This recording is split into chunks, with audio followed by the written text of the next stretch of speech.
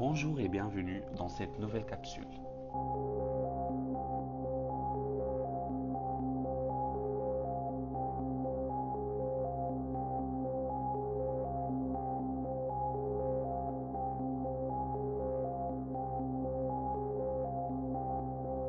Quand on parle de protection sanitaire, on pense souvent aux mêmes choses. Préservatifs, dépistage, vaccins. On sait que ça existe. On sait que c'est important.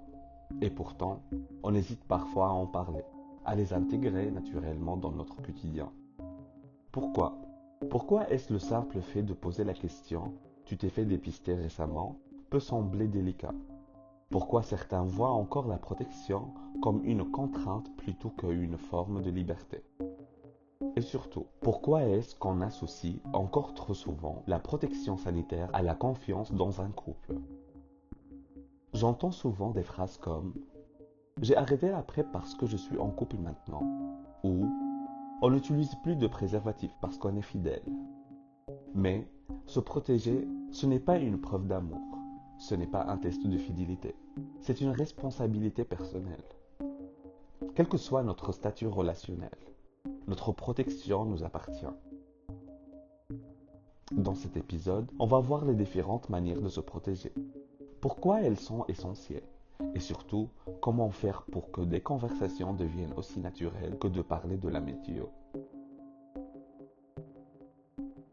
On vit dans une époque où on a accès à une quantité incroyable d'informations et de solutions pour prendre soin de notre santé. Et pourtant, les infections sexuellement transmissibles sont toujours là, elles n'ont pas disparu. Chaque année, des millions de personnes contractent la chlamydia, la gonorrhée, la syphilis, l'herpès, le VIH. Des infections qui souvent passent inaperçues au début. On peut être porteur sans avoir le moindre symptôme. Et c'est ça le vrai problème. On a tendance à réagir trop tard, à attendre un doute, un accident, un symptôme avant de se poser la question de la protection.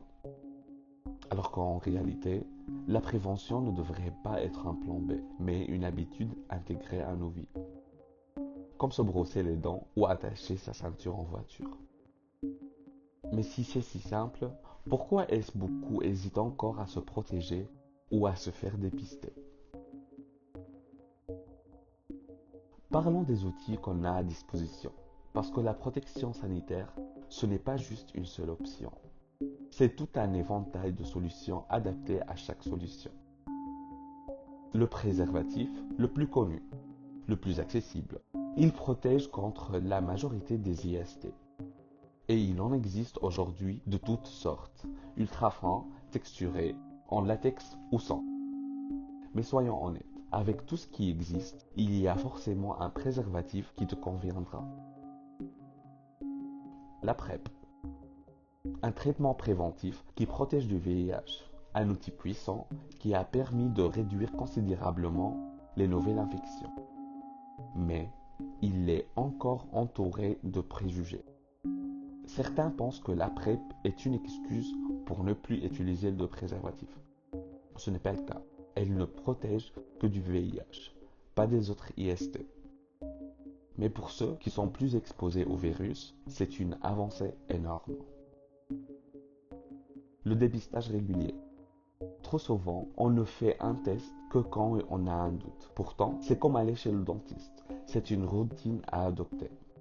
Une simple prise de sang ou un test urinaire permettent d'avoir l'esprit tranquille et éviter de transmettre une infection sans le savoir. La vaccination pour l'hépatite B et le HPV peuvent être évités grâce à un vaccin. Pourtant, combien d'entre nous ont vraiment pris le temps de se renseigner sur ces vaccins?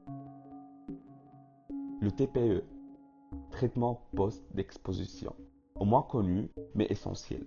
Si tu as eu un rapport à risque avec une personne séropositive ou dont tu ignores le statut, le TPE peut être pris dans les 48 heures pour réduire considérablement le risque d'infection au VIH. Si toutes ces protections existent, pourquoi est-ce qu'on hésite encore à en parler? Poser la question, tu t'es fait dépister récemment, peut être mal perçu, comme si sous-entendait un manque de confiance. Pourtant, c'est juste une preuve de responsabilité. Certains pensent qu'ils ne risquent rien, parce qu'ils ne multiplient pas les partenaires. D'autres croient que si leur partenaire a l'air en bonne santé, il n'y a pas de danger. Mais la réalité, c'est qu'on ne peut pas deviner le statut sérologique de quelqu'un en le regardant. Dans certaines cultures, parler de prévention, c'est parler de sexe. Et pour beaucoup, ça reste un sujet compliqué, voire honteux. Mais plus on en parle, plus ça devient naturel. Et justement, comment est-ce qu'on peut changer ça? On peut tous faire quelque chose pour normaliser la prévention. Se tester régulièrement, c'est comme aller chez le dentiste. C'est juste une routine à intégrer. Avant un rapport sexuel, posez la question. Tu es protégé ou c'était quand ton dernier test? Ne devrait pas être gênant. Ce n'est pas parce qu'on est en couple qu'on doit automatiquement arrêter la protection. La fidélité ne protège pas des IST et chacun est responsable de sa propre santé. On vit à une époque où toutes les infos sont à portée de main, alors autant en profiter pour se renseigner et partager autour de nous. Et si tu écoutes cet épisode et que ça fait longtemps que tu n'étais pas fait dépister, prends ça comme un rappel. Se protéger, ce n'est pas une contrainte, ce n'est pas une preuve de méfiance, ce n'est pas un manque de confiance en l'autre, c'est une manière de se respecter et de respecter les autres. On ne devrait jamais avoir honte d'être responsable. Merci d'avoir écouté cet épisode de Capsule. Si ça t'a parlé, si ça t'a fait réfléchir, partage-le autour de toi. Dans le prochain épisode, on abordera un sujet sensible mais indispensable, le suicide. Parce qu'en parler, c'est déjà un pas vers la prévention. À bientôt pour une nouvelle capsule.